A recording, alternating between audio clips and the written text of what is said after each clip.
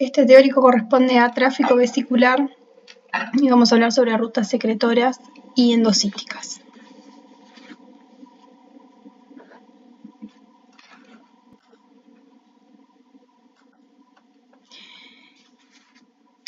Mecanismo de transporte vesicular. ¿Por qué es importante el mecanismo de transporte vesicular? Bueno, porque las vesículas de transporte van a jugar un papel fundamental en lo que es el tráfico de moléculas entre aquellos compartimentos de la célula que están rodeados por membrana a través de la vía secretora. Y es una actividad fundamental para la célula, ya que permite un transporte selectivo dirigiendo las distintas moléculas a sus destinos funcionales, y así la célula mantiene una organización justamente en cuanto a sus funciones para que se mantenga la homeostasis de esa célula y por ende del organismo al cual pertenece. ¿Sí? Entonces vamos a tener el retículo endoplasmático, el aparato de Golgi, ¿sí? con sus sectores cis, medial y trans, y de ahí van a partir distintos tipos de vesículas que vamos a ir viendo más adelante, aquellas que están revestidas de clatrina, y después las tipos COP1 y COP2, que vamos a ver luego cuál es su función, cuál es la función de cada una. En cuanto a las proteínas de revestimiento y la gemación de las vesículas, bueno, el primer paso que debe suceder para que se dé el transporte vesicular es que se forme una vesícula a partir de una membrana, ¿sí? Puede ser la membrana del retículo endoplasmático, del aparato de Golgi, la membrana de la célula, ¿sí?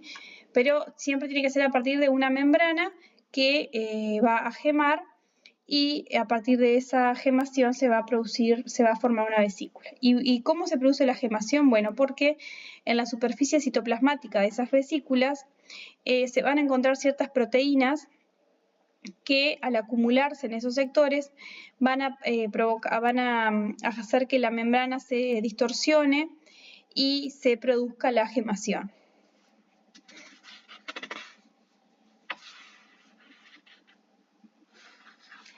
Entonces, Hola. Según el tipo de...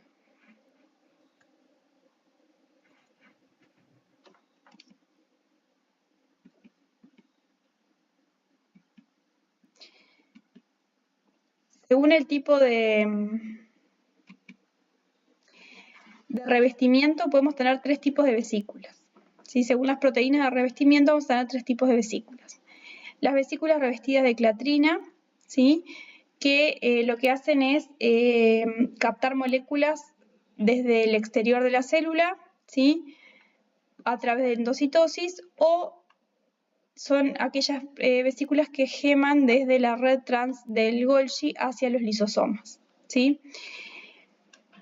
La cubierta de estas vesículas va a estar compuesta por clatrina, que va a tener un papel estructural, y a través de lo que va a hacer la clatrina es formar estas redes, ¿sí? Como ven acá, esta es la estructura de la clatrina, y lo que hace es, a través de interacciones entre moléculas de clatrina, se forma esta red que lo que hace es distorsionar la membrana en este sector, la membrana plasmática en este sector, y provocar la gemación, ¿sí? Dirigir la gemación. La clatrina no va a estar unida directamente a la membrana, sino que va a estar conectada, o el link entre la clatrina y la membrana va a ser unas proteínas adaptadoras, ¿sí? En este caso la adaptina, que lo que va a hacer es justamente unirse al receptor, ¿sí? que se encuentra en la membrana, donde se va a unir el ligando, que va a ser endocitado, y se va a unir en el extremo citosólico con la clatrina, ¿sí? Para formar esta red. Entonces, lo que van a hacer es mediar la unión de la membrana a la clatrina, van a dirigir el ensamblaje de las vesículas y van a estar también implicadas en la selección de aquellas proteínas específicas a incorporarse en la célula, ¿sí? Tienen todas esas funciones, o sea, muy importantes. Acá, por ejemplo, tenemos una proteína lisosómica que vamos a ver más adelante, que va a estar marcada con manosa 6-fosfato, que es justamente lo que va a dirigir a estas proteínas a ser parte de una proteína de una vesícula lisosómica. Tenemos el receptor para la manosa 6-fosfato, ¿sí? Que va a ser el que va a anclar a esta proteína, a esta enzima, a la membrana, y la proteína adaptadora que está unida a este receptor y que a su vez se une a la clatrina para que se produzca la gemación. El otro tipo de vesículas son las vesículas no revestidas por clatrina o revestidas COP, sí que vamos a tener COP1 y COP2. A partir del compartimento intermedio del aparato de Golgi van a surgir las COP1, ¿sí?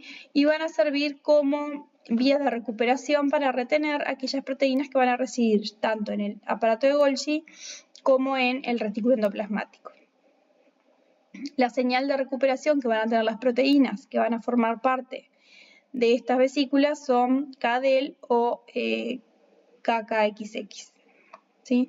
Entonces las COP1 van a surgir del compartimento intermedio, ya sea para volver al retículo endoplasmático o residir en la red, en el complejo de Golgi. O también pueden surgir del propio complejo, del complejo de Golgi hacia el retículo endoplasmático. Después tenemos COP2 que se van a originar desde el retículo endoplasmático y transportar su carga hasta el aparato de Golgi, ¿sí? Bueno, acá tenemos un resumen de las tres tipos de vesículas. ¿Sí? Las marcadas con clatrina, COP1 y COP2. Las revestidas por clatrina pueden surgir de la membrana, formar parte de un endosoma temprano que vamos a ver más adelante, reciclarse hacia el aparato de Golgi o formar parte de el contenido de estos endosomas tempranos, formar parte de un endosoma tardío que va a recibir enzimas del aparato de Golgi revestidas en vesículas que van a estar revestidas también por clatrina. También podemos tener vesículas secretoras, ¿sí? Que van a ser liberadas con revestimiento de clatrina y luego la clatrina volver al aparato de Golgi. Acá tenemos las COP2 que van a surgir del retículo endoplasmático al Golgi y las COP1 que van a surgir del aparato de Golgi para volver al retículo endoplasmático.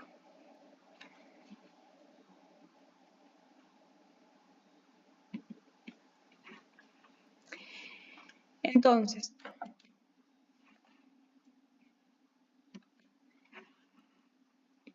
¿cómo se ensambla la cubierta? Bueno, van a haber determinadas proteínas que van a ser indispensables para el ensamblaje de esta cubierta y son las proteínas de unión AGPT.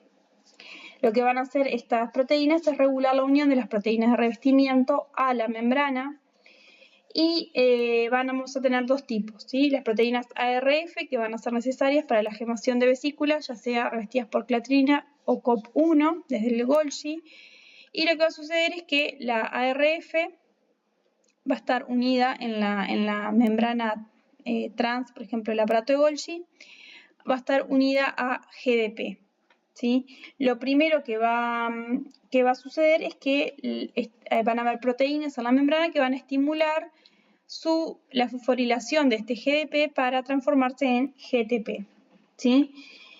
Estas proteínas las proteínas de cubierta de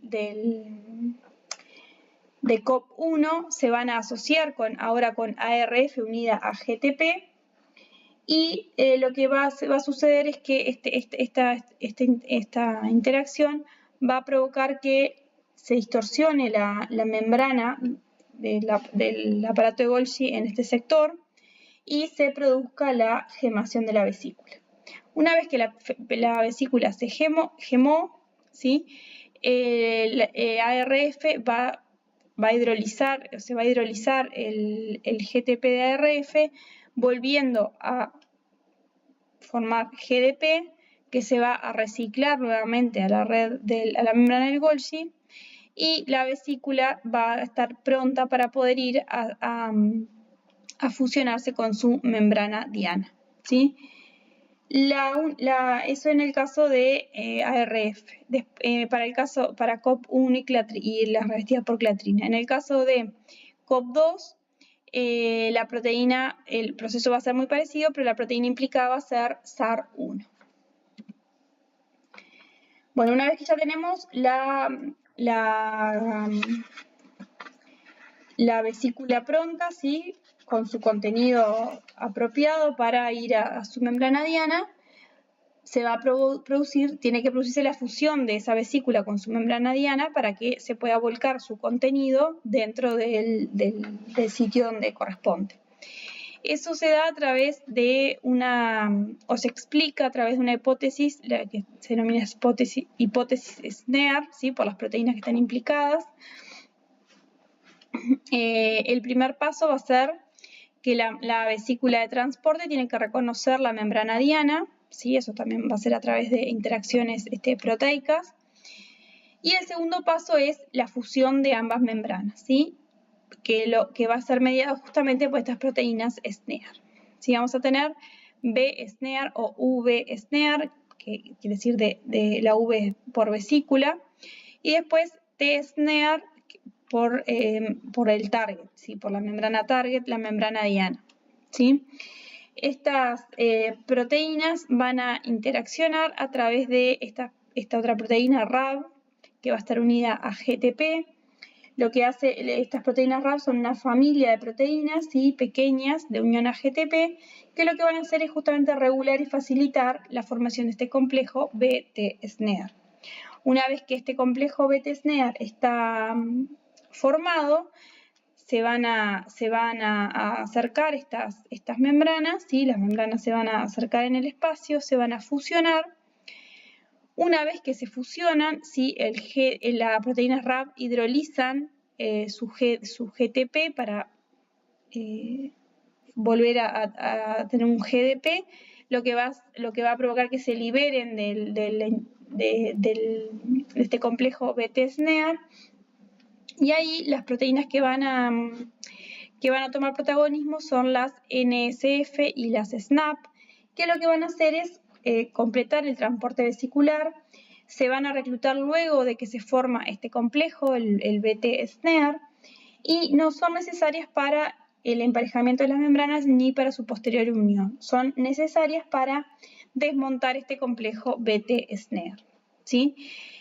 Una vez que se desmonta el complejo, estas proteínas, ¿sí?, la B-SNEAR, ¿sí?, y las T-SNEAR van a formar parte de la misma membrana, ¿sí?, porque las membranas se fusionaron, entonces estas proteínas quedaron formando parte constitutiva de la membrana diana, ¿sí? Después se pueden reciclar y para volver a ser reutilizadas.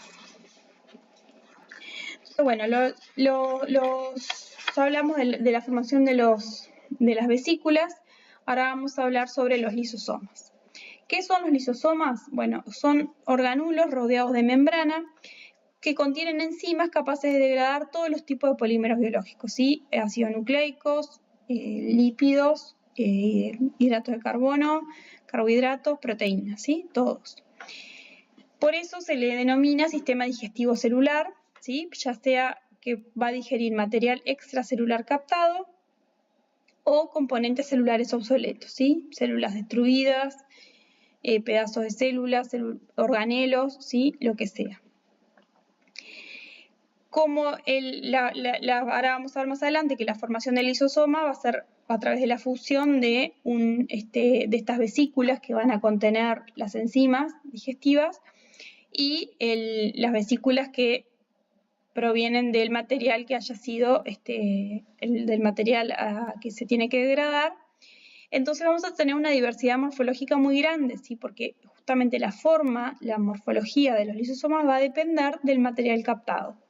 Entonces vamos a tener desde lisosomas muy sencillos, ¿sí?, que son unas vacuolas esféricas densas, a otras estructuras que poco más complejas y con morfologías variadas. Entonces, los lisosomas no se van a definir tanto morfológicamente, sino funcionalmente, ¿sí? Por su función de degradar el material que contiene. Entonces vamos a tener una bicapa lipídica, ¿sí? Las proteínas transportadoras y en el interior las proteínas, las enzimas digestivas. Entonces, como veíamos en la diapo anterior, tenemos proteínas interiores, ¿sí? Y proteínas de membrana, ¿sí? Las proteínas interiores van a estar marcadas con manosa 6-fosfato, ¿sí? que se va a dar por una modificación de sus N-oligosacáridos, ¿sí? Al poco tiempo de entrar en el aparato de Golgi. Entonces, la proteína lisosómica va a ser fosforilada en este residuo de manosa para formar un residuo de manosa 6-fosfato que va a ser la señal que va a tener la vía secretora para direccionar esas proteínas para formar parte de los lisosomas, ¿sí? Entonces, los residuos estos de manosa 6-fosfato van a ser reconocidos por unos receptores en la membrana trans del Golgi, y estos complejos receptor-proteína, proteína marcada con manosa 6-fosfato, va a ser empaquetada en vesículas que van a estar destinadas al lisosoma, ¿sí? Y después vamos a tener proteínas de membrana que justamente van a estar señaladas por secuencias en su cola citoplasmática, ¿sí? Que son las que van a direccionarse también hacia los lisosomas. En cuanto a la especificidad del transporte, bueno, justamente este empaquetamiento selectivo de la carga que va a formar parte de cada vesícula permite que las vesículas reconozcan y se fusionen solo con la membrana diana específica. Esto es importante porque es una forma también de proteger el resto de la célula de que estas enzimas se activen en el lugar y en el sitio indicado, ¿sí? Que no, si una vesícula portadora de estas enzimas se rompiera y el contenido se liberara en el citosol, por ejemplo, o en el exterior de la célula, sería un poco fatídico porque podrían degradar todo el material que esté a su alrededor. Igualmente, también dependen del pH, o sea que no están, es otro paso más para la protección porque no se activan a cualquier pH, ¿sí? Son aproximadamente 50 enzimas degradativas distintas que se empaquetan, como dijimos, en vesículas revestidas por clatrina, hidrolizan todas las macromoléculas existentes, se activan a un pH de 5, que ese pH 5 se va a lograr en el interior del lisosoma, y justamente es una protección, como les decía, de la digestión incontrolada, ¿sí? Este pH se va a mantener gracias a una bomba de protones que va a estar en la membrana de los lisosomas, que lo que va a hacer es ingresar iones hidrógeno, protones, en contra de su gradiente a partir del citosol para lograr un pH de 5 en el interior del lisosoma. Hay algunas enfermedades, ¿sí? Que son las enfermedades lisosomales que se dan por mutaciones en distintos genes, y lo que sucede es que hay distintos tipos, pero básicamente lo que sucede es que una determinada proteína, una enzima que debería degradar determinado componente, tiene alguna falla, no lo puede degradar, entonces ese componente se acumulan en el lisosoma, se acumula en la célula y provoca que esa célula se intoxique, ¿no? Entonces, bueno, hay distintos tipos de enfermedades, distintos grados de enfermedades, algunas que son asintomáticas o muy leves, a otras que son totalmente discapacitantes. Este medio interno no solo activa estas hidrolasas, sino que también las hace que se disocien del residuo de manosa 6-fosfato, de esa marca, de esa señal de que son proteínas que van a ir al lisosoma. Entonces se pueden liberar a la luz del lisosoma y los receptores van a permanecer en la membrana y pueden ser reciclados nuevamente al Golgi para volver a formar parte de otras futuras vesículas. A su vez, otra cosa importante es el pH, pH 5 en comparación con el pH 7, significa que el interior de los lisosomas es 100 veces más ácido, o la concentración de hidrógenos es 100 veces más alta que en el citosol, o sea que se logra una concentración muy elevada. Entonces, ya tenemos las vesículas que van a transportar las enzimas, ya hablamos sobre los lisosomas, ahora vamos a ver, cómo ingresa o cómo se capta el material que va a formar parte, por ejemplo, de los lisosomas. Y es por el proceso de endocitosis, ¿sí? Que es un proceso mediante el cual las células captan macromoléculas y partículas del medio circundante, ya sea por fagocitosis, o sea, endocitando partículas sólidas grandes, pueden ser bacterias, pueden ser restos celulares o células enteras. Por pinocitosis, que es la captación del fluido extracelular, por ejemplo, pero no específico, de fluido o de macromoléculas, pero no específico. Y después la endocitosis mediada por receptores, que es cuando se internalizan determinadas macromoléculas específicas, ¿sí? Porque se reconocen por receptores que se encuentran en esa zona. Lo vamos a ver más adelante. Entonces, el material a introducir es rodeado por una membrana plasmática que se invagina para formar una vesícula. Entonces, tenemos la endocitosis con el material introducido y cómo llegamos a formar un lisosoma. Los lisosomas se van a formar por la fusión entre las vesículas provenientes de la red trans del Golgi y los endosomas, ¿sí? Es decir, que se forman por la interacción entre las vías secretoras y las vías endocíticas. Entonces, las moléculas van a ser captadas del exterior de la célula mediante vesículas endocíticas, ¿sí? Que se fundan con los endosomas tempranos. Vamos a ver más adelante a qué nos referimos con endosomas tempranos. Los componentes de la membrana pueden ser reciclados, ¿sí? Cuando los endosomas primarios maduran hacia endosomas tardíos, entonces estos componentes de la membrana pueden volver a reciclarse y volver a formar parte de la membrana, por ejemplo, plasmática. Las vesículas que transportan o que llevan las hidrolasas ácidas del aparato de Golgi se van a fundir posteriormente con los endosomas tardíos, ¿sí? Las vesículas, miren acá dice mannose 6-fosfato, o sea, son enzimas marcadas con mannose 6-fosfato que van a formar parte de vesículas que se van a fusionar con los endosomas tardíos para que se produzca el contacto entre el material que fue endocitado y las enzimas hidrolíticas. Entonces, estos endosomas tardíos van a madurar a lisosomas cuando adquieren la carga completa, la dotación completa de enzimas lisosómicas y alcanzan el pH de 5. Como ya vimos, las hidrolasas ácidas se van a disociar de su marca de mannose 6-fosfato para poder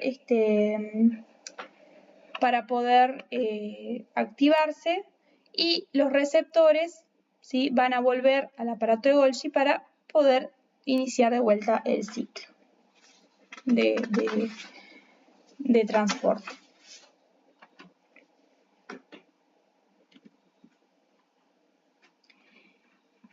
Entonces, hablando un poquito de lo que es la fagocitosis, como dijimos, bacterias, desechos celulares, células intactas.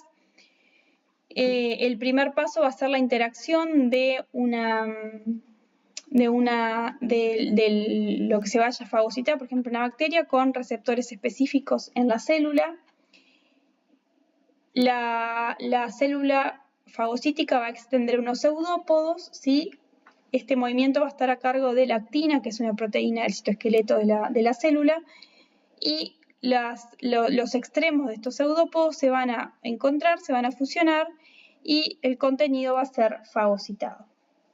Las vesículas fagocíticas son bastante grandes, miden más de 0.25 micras. Este fagosoma, ¿sí?, va a asociarse con las enzimas lisosómicas para formar un fagolisosoma que va a degradar, por ejemplo, esta bacteria para formar desechos solubles que puedan ser eliminados. ¿Cuáles son las funciones de la fagocitosis? Es la defensa contra microorganismos invasores, o sea, es una la fagocitosis forma parte del sistema inmune, ¿sí? Ya sea para la defensa contra microorganismos invasores o para la eliminación de células dañadas o envejecidas. Por ejemplo, pueden ser células cancerígenas, ¿sí?, que han mutado y se han transformado en células cancerígenas. El organismo, a través de la fagocitosis, las puede detectar y las puede eliminar antes de que se forme, por ejemplo, un tumor o se instale en algún tejido. O células, por ejemplo, envejecidas, como los glóbulos rojos, que tienen una vida media de 120 días. Entonces, bueno, cuando llegan los 120 días, a través de los macrófagos esplénicos, los macrófagos que se encuentran en el vaso, son captados estos glóbulos rojos y son degradados y los componentes que pueden ser reutilizados se reciclan. La fagocitosis no es una función constitutiva de todas las células del organismo. Solamente hay algunos tipos celulares que pueden llevar a cabo la fagocitosis, como son los macrófagos y los neutrófilos, ¿sí? Entonces, bueno, el fagosoma junto con el lisosoma forma el fagolisosoma y va a digerir todo lo que pueda con sus hidrolasas ácidas, y algunas proteínas se van a reciclar para la membrana. Por ejemplo, los receptores se pueden reciclar para volver a captar otra bacteria. ¿Cuál es la diferencia entre fagocitosis y autofagia? Bueno, la fagocitosis, como ya vimos, y la autofagia es parecido a la fagocitosis porque capta partículas grandes, pero sirve para renovar los componentes celulares, la renovación gradual de los componentes celulares, ¿sí? Por ejemplo, un organulo, pues una mitocondria, es englobado por una membrana proveniente del retículo endoplasmático para formar un autofagosoma que luego se va a fusionar con el lisosoma y llevar a cabo la hidrólisis, ¿sí? Tenemos la autofagia, ¿sí? Por ejemplo, acá tenemos una mitocondria, es englobada por membrana del retículo endoplasmático para formar un autofagosoma que se fusiona con un lisosoma para producir la degradación. Y en la fagocitosis, como ya vimos, ocurre con material extracelular. Otro mecanismo que mencionamos de endocitosis es la que es mediada por receptor. Esta es una forma característica, la forma mejor caracterizada de pinocitosis, que la pinocitosis sí es un proceso común en todas las células eucariotas, no corresponde y no pertenece a un determinado tipo de células. Permite la entrada selectiva de macromoléculas específicas a la célula y se da en determinadas regiones que se denominan depresiones revestidas por clatrina, ¿sí? Que son regiones especializadas de la membrana donde se van a encontrar acumulados los receptores que se van a unir a un determinado tipo de molécula, ¿sí? Más o menos ocupan estas depresiones entre un 1 a 2% de la superficie de la membrana y tienen una vida media de 1 a 2 minutos. Entonces, ¿esto qué significa? Que cada 2 horas la célula puede endocitar una superficie equivalente a la totalidad de su membrana. Permite un reciclaje muy activo de lo que es este intercambio de material. Entonces tenemos un ligando, por ejemplo, puede ser el LDL, que acá tienen el ejemplo específico, que se va a unir a su receptor, ¿sí? Hay receptores específicos en la membrana para LDL. Las LDL son proteínas de baja densidad que básicamente lo que contienen colesterol en su interior y la célula lo que hace es a través de estas partículas reciclarlo para poder utilizarlo en otras funciones.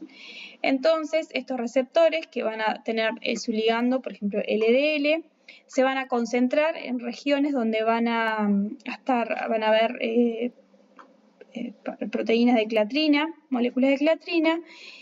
La clatrina, como ya dijimos, provoca un cambio, una distorsión en la membrana que hace que se invagine. Esta invaginación resulta en un endosoma. Este endosoma las moléculas de clatrina se van a reciclar para la membrana nuevamente.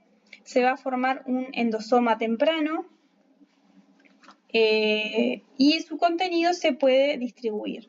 Por ejemplo, los receptores pueden reciclarse y por exocitosis, ¿sí?, volver a la membrana plasmática, y el contenido, por ejemplo, las LDL, pueden transportarse al lisosoma o al aparato de Golgi para seguir su camino, ¿sí?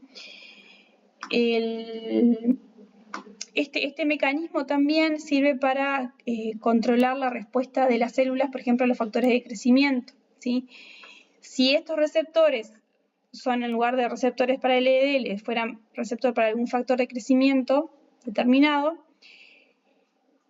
cuando son internalizados, el receptor para este factor de crecimiento, en lugar de ser reciclado a la membrana para que pueda volver a unirse a otro ligando, es degradado, en la membrana van a disminuir la densidad de población de receptores y por lo tanto esa célula va a responder de forma más pobre o va a dejar de responder a ese factor de crecimiento. Entonces es una forma de controlar la respuesta a los factores de crecimiento. Entonces, estas vesículas revestidas por clatrina van a ser internalizadas y se van a despojar de su revestimiento, como vimos recién, y se van a fusionar con los endosomas tempranos. ¿Qué son los endosomas tempranos? Que ya los hemos mencionado. Son vesículas con extensiones tubulares que se van a encontrar en la periferia celular. Van a tener la especificidad de unión de estas vesículas va a estar determinada por las proteínas RAP de unión AGTP, que ya las mencionamos, y la interacción entre la B y T SNER, que también las vimos ya. Son compartimentos de clasificación, porque acá es donde se va a clasificar qué es reciclado hacia las membranas, ¿sí?, de aquello que se endocitó, que vuelve a la membrana sin ser modificado, y qué es lo que va a ser transportado a los lisosomas para ser degradados. En estos endosomas el pH baja un poco, ¿sí?, del 7, que es el pH del citosol, a un pH de 6, 6,2, y esto lo que va a permitir es la disociación de los ligandos con sus receptores. Entonces, por eso es que acá pueden tomar destinos distintos, porque ya no van a estar más unidos los ligandos a sus receptores. Entonces tenemos la endocitosis, ¿sí?, los endosomas tempranos que van a recibir las vesículas procedentes de la endocitosis y enviar vesículas de reciclado a la membrana plasmática, ¿sí?, al aparato de Golgi, y formar los cuerpos vestibulares, ¿sí?, o multivestibulares. Los endosomas de reciclado, ¿sí?, pueden volver con el material hacia el aparato de Golgi, ¿sí?, y estos cuerpos multivesiculares lo que van a hacer es se forman a partir de los endosomas tempranos y van a recibir las vesículas, ¿sí?, con hidrolasas que van a provenir del aparato de Golgi, ¿sí?, y por invaginación van a formarse estas vesículas internas. Los endosomas tardíos se van a formar a partir de estos cuerpos multivesiculares, ¿sí?, y también van a recibir vesículas desde el aparato de Golgi y van a formar los lisosomas, ¿sí? Cuando un endosoma tardío adquiere la cantidad de enzimas adecuadas y y alcanza el pH de 5, se forma definitivamente un lisosoma. ¿Ah? Entonces, el retorno a la membrana plasmática es el destino principal de las proteínas de membrana captada, o sea, los receptores, ¿sí?, para poder continuar internalizando sus ligandos, a excepción de que justamente se utilice este mecanismo para regular la entrada de ese determinado ligando. Los ligandos y las proteínas de membrana que están destinados a degradarse van a ser trasladados a los endosomas tardíos, ¿sí? Estos endosomas tardíos van a estar cerca del núcleo, van a transportar sustancias mediado por el movimiento de esas grandes vesículas multivesiculares que a lo largo de los microtúbulos. Acá el pH va a bajar un poco más, va a andar entre los 5,5 y 6, y va a tener la capacidad para fusionarse con esas vesículas portadoras, como lo vimos recién, de hidrolasas ácidas del Golgi, que van a madurar hasta formarse, hasta llegar a un pH 5 y completar su dotación de enzimas lisosómicas. ¿Qué es lo que puede, además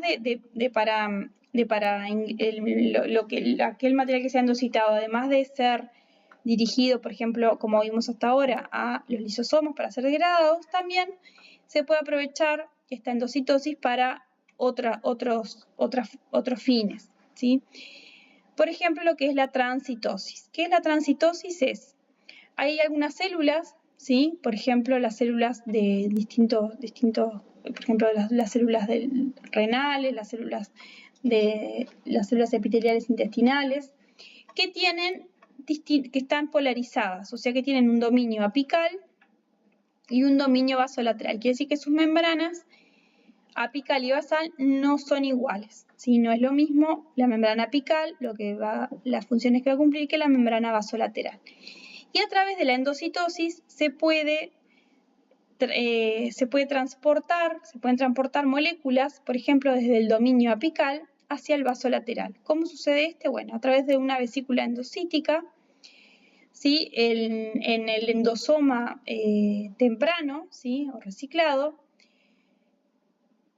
puede ser que algunas proteínas se reciclen y vuelvan al dominio apical, ¿sí? O puede ser que de este endosoma surjan otras vesículas que sean dirigidas hacia el dominio vasolateral y liberadas por exocitosis. Entonces, estas moléculas de acá van a atravesar la célula y pasar hacia el otro polo de la célula, ¿tá? O también puede ser que algunas vayan, por ejemplo, al lisosoma para degradarse. Pero es una forma de clasificar. Vieron que acá tenemos tres: una gris, una marroncita, naranjada y una, si que fuera púrpura. Bueno, las grises son recicladas por exocitosis hacia el dominio apical, las naranjitas son transportadas por transcitosis hacia el dominio vasolateral y las púrpuras son degradadas en los lisosomas. Es una forma de también regular. O también puede ser que algunas proteínas, por ejemplo de membrana, surjan del aparato de Golgi, sean exocitadas o hacia la membrana vasolateral de la célula, pero en lugar de liberarse, sean nuevamente endocitadas y a través de estos endosomas sean liberadas en el dominio apical de la célula. ¿Ah? O sea que pasen desde el Golgi, en lugar del Golgi directamente al dominio apical, Golgi, dominio vasolateral, dominio apical. ¿Ah? Es otra alternativa también para este tipo de mecanismo de transporte vesicular. Y otra también función muy importante es el reciclaje de las vesículas sinápticas. ¿Sí? Las vesículas sinápticas son las que portadoras de los neurotransmisores y las que se liberan cuando a una determinada neurona llega un impulso nervioso. Entonces, ¿qué sucede? Como les decía, cuando llega un impulso nervioso, las vesículas sinápticas se fusionan con la membrana de la presinapsis y liberan el neurotransmisor. Esa membrana de la vesícula sináptica, ¿sí?, en determinadas depresiones revestidas por clatrina, es endocitada nuevamente, La clatrina, una vez que la vesícula se endocitó, se libera para poder volver a formar parte de otra futura vesícula.